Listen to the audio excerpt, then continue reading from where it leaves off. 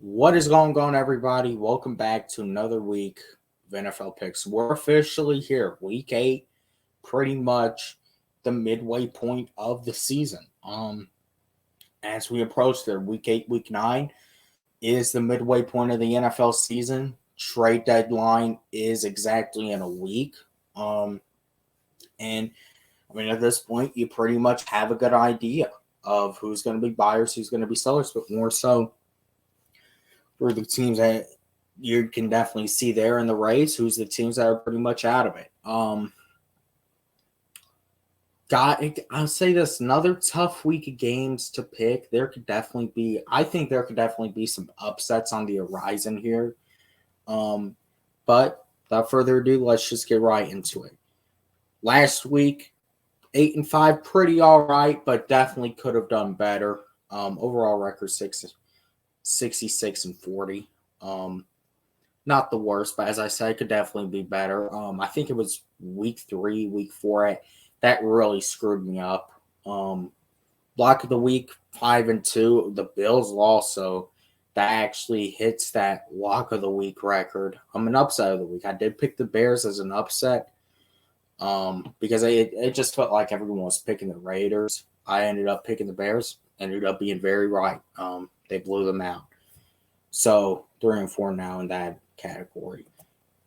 Teams on bye. There are no bye weeks this week for anyone. We have a full slate of 16 games ready to rock and roll, and let's get right into it. Thursday night football in Buffalo, Orchard Park. The 500 Tampa Bay Buccaneers at the 4-3 Buffalo Bills. Tough losses, tough divisional losses for both these teams. Bucks lost to my Falcons, and the Bills absolutely, shocker against the Patriots. That's the beauty of division games. As far as this game goes here in Buffalo on a short week, I think we all know that these Thursday games typically, even though it didn't last week, typically do tend to favor the home team. So I think with all that being said, granted, anything can happen. I do think you see Tampa Bay's offense. There's definitely potential there, but they cannot get the run game going. And especially in a game like this is where a run game could definitely help you, but they don't have that. Maybe Tampa Bay is buyers at the deadline for someone perhaps like a Dalvin Cook, or even if they're willing to give up the right price for a guy like Derrick Henry, perhaps. But right now, in this one, I'm going to go ahead and say I think Buffalo wins pretty handily. Granted, anything can happen. Tampa Bay can, obviously pull off an upset. They have the weapons in the passing game to do so. And if they can protect Baker, I think the one thing about Tampa Bay you see, if you can protect Baker and you give Baker enough time, he can make plays. But if Baker Mayfield's under pressure, he starts making mistakes. You see he gets very rattled. The Bills, they have at times shown that they can have a really good defense, and obviously Josh Allen, that offense in Buffalo, get it going. I think Bills probably end up winning. Heading into the 1 o'clock Sunday window, the Battle of New York. The 3-3 Jets coming off their bye, going up against the 2-5 New York Football Giants, who just got in the win column last week for just a second time last year. I don't know who's playing at quarterback for the Giants, but that team has definitely looked more competitive. And, I don't know serious, but at least tolerable to watch in some aspects with Tyrod Taylor versus Daniel Jones. But the big story, I think, obviously here is the Jets defense. It's going to really keep them in it all season. And I think it's probably what ends up winning them this game. I think you're probably looking at more of a low-scoring ball game. But ultimately, I put my money the Jets defense will come out, make the plays needed, and will win this football game for them, winning the Battle of New York that happens once every 4 years. Of course, it can happen every 2 years now, but typically up to this point has only happened once every 4 years. Obviously that could be 2 years now, but I got the Jets winning here. Next game, Jacksonville and Pittsburgh, two teams, only 2 losses. Pittsburgh has been winning a lot of these games. It hasn't been pretty, but they are getting the job done. They're taking advantage of opportunities that teams give them. I think as far as Jacksonville goes, you definitely see that after, having that amazing into last season, winning the playoff game, winning the AFC South, they came out this season and they're a very quiet 5-2, it feels like. But a lot of that is honestly not due to necessarily Trevor Lawrence. It's due to that defense making plays. I think you're definitely probably this game could go either way. But Jacksonville, I think, does tend to have Pittsburgh's number. So I'm going to go ahead and say I think the Jaguars win. I think this is going to be a game Pittsburgh just comes back down to earth. They won a couple games. You can very well argue they should have lost. But hey, that's the NFL 50-50. I'll go ahead and say the Jaguars win. Defense probably makes some more plays. I think at some point you got to get Trevor Lawrence and Calvin Ridley going. But then again, honestly, as long as you keep winning, they honestly feel like that team, they're relying more on that defense than a lot of people thought. But one way or another, go ahead and say the Jaguars win. Go to a quiet 6-2 on the season. Pittsburgh drops to 4-3. Next game, the Philadelphia Eagles now sit atop alone at the NFC after last night's game with the 49ers and Vikings, facing the Washington Commanders. This is pretty much do or die for Washington. Because if they lose, you can definitely probably expect there's going to be a lot of action in that front office Monday and Tuesday, heading up to that 4 o'clock buzzer. In terms of trying to move off guys like a Chase Young or a Montez, what heck could happen this week? But this just feels like that division game. You don't see it coming, but I'm going to actually go ahead and say I have a very weird feeling Washington will hold off on trading some of those guys at least until Sunday to see how Sunday goes. And I think this is going to be another one of those scenarios. They're really fighting for Ron Rivera and the soul of that team to stay intact. So I think this is a game, and I don't know if Philly sees it coming, really. I'm actually going to go ahead and pick Washington as the upset of the week. I know obviously I did it earlier in the season, and they didn't. But, man, it just feels like it really does feel like Washington finds a way to get the Eagles. It feels like they have the Eagles' number at times. And I'll go ahead and say this is a team, obviously they are really fighting for Ron Rivera. I think this is that game you go out, divisional game, you play off that emotion, and you go out and you upset the Eagles. And get back to 500. So that's honestly what I think is going to happen here on Sunday. I think Washington will pull off the upset. Next game, the LA Rams, they really should have won last Sunday. It was a prime opportunity to get over 500, get in it in the NFC playoff race. Going to Dallas, Jerry World to face the Cowboys. This is just that type of game. I think you look at it. This just feels like that game Dallas comes out and dominates. And I think that's probably what's going to happen here. I could see Dak Prescott, CeeDee Lamb, and all of them having a very big day. It just feels like, and I don't know if the Rams are going to really be able to get much of anything going in Jerry World. It definitely feels like they blew an opportunity last week versus Pittsburgh. And obviously anything can happen, but it feels like now at this point, you're kind of going to go into Dallas and they're really in store to just get shellacked. So I'll go ahead, pick the Cowboys here to win and go to 5-2. Rams drop to 3-5. Next game. This game I think put a lot more into perspective after last night. The 3-4 Minnesota Vikings started 0-3. They have won now I want to say they've won 3 out of their last 4.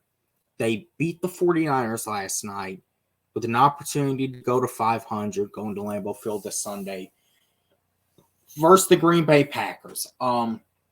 Green Bay, I mean, Jordan Love has looked very underwhelming this season. Green Bay definitely probably going to be one of those teams looking at another quarterback option this offseason because I don't think his contract situation is bad in Jordan Love. But this really feels like the game. Minnesota now, going into Monday night, you really thought, are they sellers? Are they going to sell it to Neil Hunter, a Marcus Davenport, perhaps? Nope. This feels like that game they're going to come in and they're going to be fighting to get right back into it. I think that's what's going to happen here. I'll go ahead and take the Vikings. I think they beat Green Bay pretty handily here. Just feels like that game. It feels like Kirk Cousins, they are now relying on him to put that team on his back and win them games. How far that gets you, I don't know. But going into Lambeau Field, obviously way different than years past. So I'm going to go ahead and say that you pick up a win here and you get back to 500. And the Packers, that miserable season continues. All right, next game. Now obviously, we're going to talk about it till Friday. Y'all know how the routine goes. But the Titans, I guess, are going with a high school quarterback system from what I understand so far in terms of they're playing both Willis and Levis. I don't think that will fare out very good for them. Now, I will say, I think this is that game you're going to want to see the offense continue that stride. You're going to want to see them get on the scoreboard more with the Falcons offense.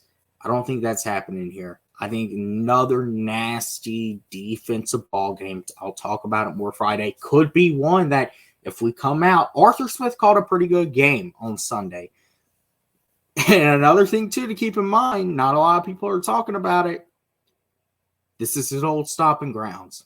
Nissan Stadium, Nashville, the Tennessee Titans. Arthur Smith comes from here. So he knows Mike Vrabel. Mike Vrabel knows Arthur Smith in that offense. I think they've really kept much of the same system in place in Tennessee, but still, they both know the ins and outs of each other. But with that being said, nasty, ugly defensive ball game. I am going to give it to my Falcons right now. Talk about it more Friday, but I'm going to go ahead and give the Falcons the win right now. Next game, the 2-5 New England Patriots at the 5-2 Dolphins. The Dolphins are still looking for that marquee win this year, one way or another. I don't think this week would give you a marquee win. Now, this feels like a game that New England could definitely come out and win. And you're talking about the Patriots going from a few weeks ago, are they in the Caleb Williams, Drake May sweepstakes to they might be trying to get back into this thing. But down in Miami, they always struggle in South Beach. I'm going to go ahead and say that the Dolphins pick up a pretty handily win here. Get back on track. Maybe continue to just beat up on these bad teams, take advantage of an easy early schedule. But I'll go ahead and give it to the Dolphins. I think this can be a bounce back week of sorts for them. So I'll give them the win here. Next game, the battle of 2, 3, and 4 teams. The Saints going to Indianapolis to take on the Colts. The Colts, I will say, definitely, they're kind of one of those up and down teams.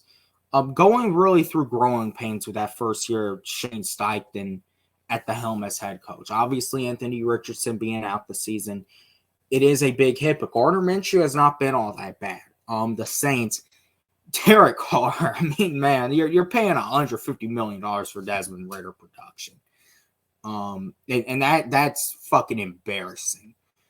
But the Saints, I think this is a game they rely on their defense, and I think Derek Carr will be able to do just enough to go in there and pick up that win. Saints get back to 500.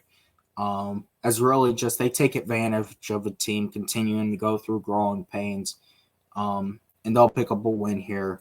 get back to 500. Colts drop to 3-5. Next game, battle of two teams coming off their bye. The battle of number 1 and number 2. The 500 Houston Texans. Not a lot of people were expecting that. Heck, I think looking at this record situation, you might have expected it to be flipped.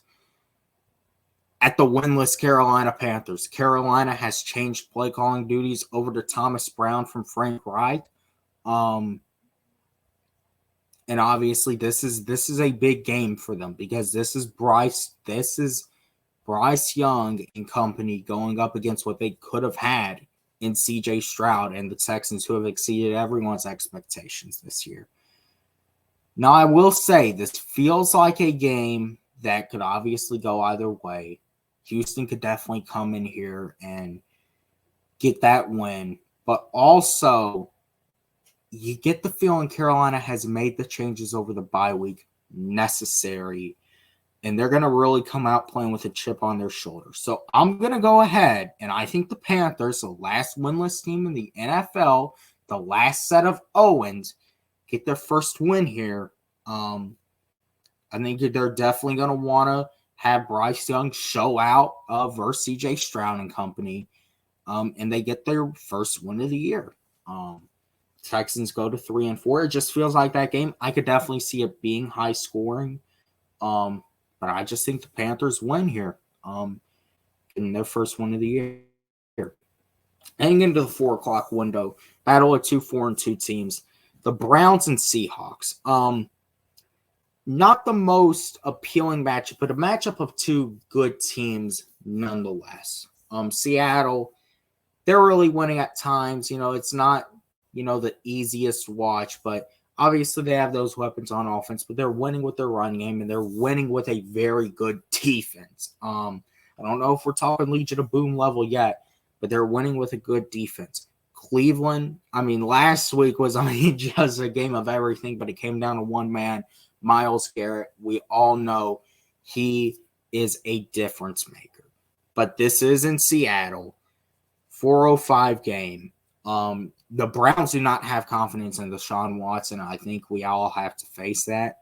Could very well be PJ Walker starting again, going into that Seattle environment. That's tough for any quarterback, especially a quarterback like PJ Walker. So I will go ahead and say that the Seahawks are going to be a nasty, ugly ball game. Go ahead and pick up the win, going to 5-2 on the season. Browns drop to 4-3. Could go either way, but I really feel like this is just a game Seattle comes out, continues to sack those wins, getting in a solid position in the NFC playoff race. 4:25. Talk about this. What many in the preseason would say, maybe potential Super Bowl preview. The 3-3 Bengals coming off their bye. It's been up and down so far against the San Francisco 49ers, who the past 2 weeks, it has been anything but good. Brock Purdy, some are saying maybe has gotten exposed. He's finally came down to earth. He's, clearly not having a Christian McCaffrey at 100%. No Trent Williams. No Deebo Samuel.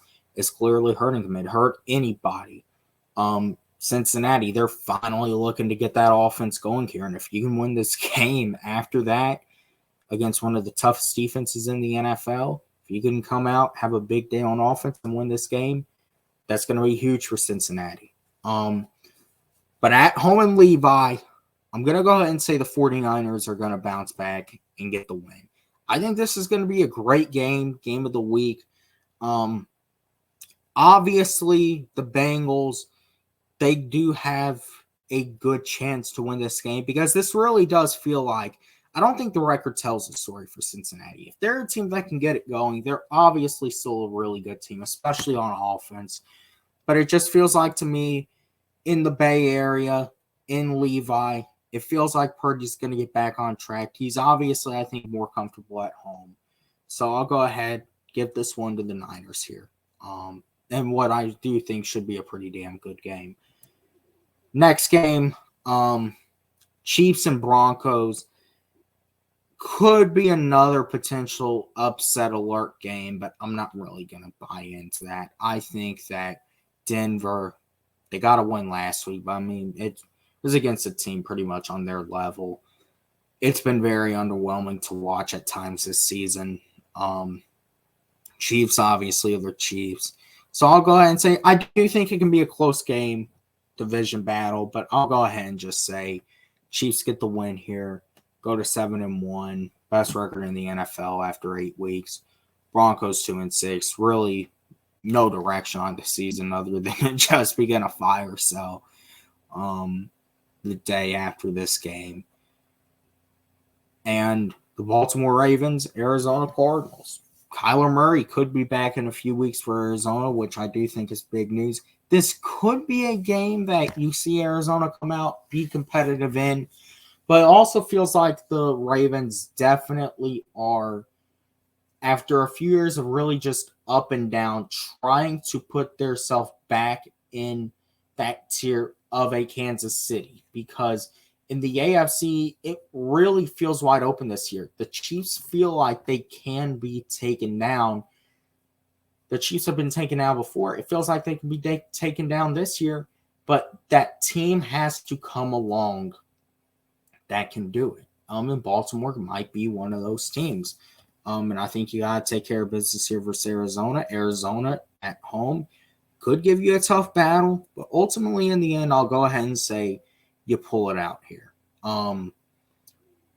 Going to 6-2 on the season, Arizona 1-7, really no expectations, but you do like to see the fight that they've had in some of these games. This next game, I mean, talk about the Sunday night matchup we had a week ago. And granted, it didn't end up being the best of games, but I mean, heading in a monster matchup this week, this feels like a tank bowl, not a Sunday night football game. Why this wasn't flexed, I have no idea. Other than maybe the NFL just doesn't care all that much. I remember back a few years ago, and really up to this point, Sunday night football has felt like the game of the week, the marquee matchup. And if there is a matchup that you got in the season you saw wasn't all that good, it was getting flexed out. Obviously, it's week 8, and flexing rules definitely are different later in the season, but I definitely think this was a game you should have flexed out. But one way or another, we have what we have. The Bears and Tyson Bagent, if he's even going to be starting, maybe they've won with him. They're 1-0 with him, way better than they are with Fields. Versus the Chargers. The Chargers should, I mean, let's face it, have too much damn talent to be 2-4, but it is what they are.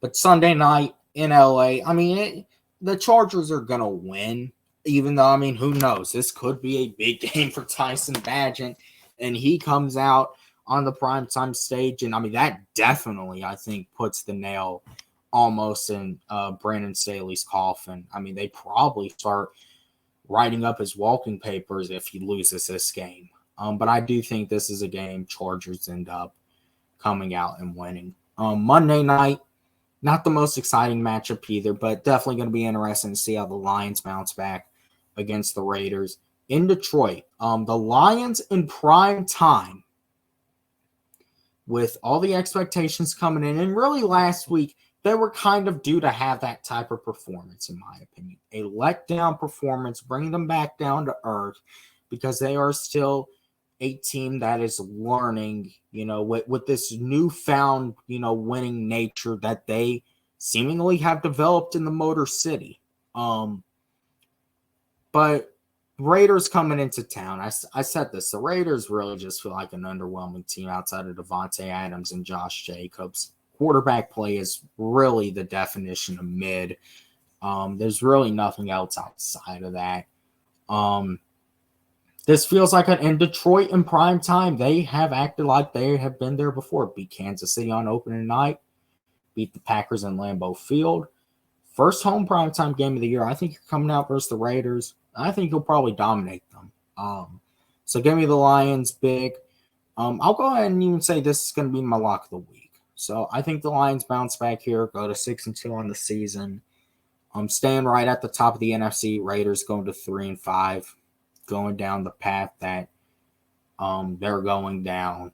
Probably going to be contending for a top draft pick here as a later weeks of the season roll around. But hey, week 8. We're officially approaching the midway point of the season. It's where we are now. And yeah, so good matchups coming up this weekend. I'll see you guys for the Falcons Titans preview on Friday. Till then, see you guys then.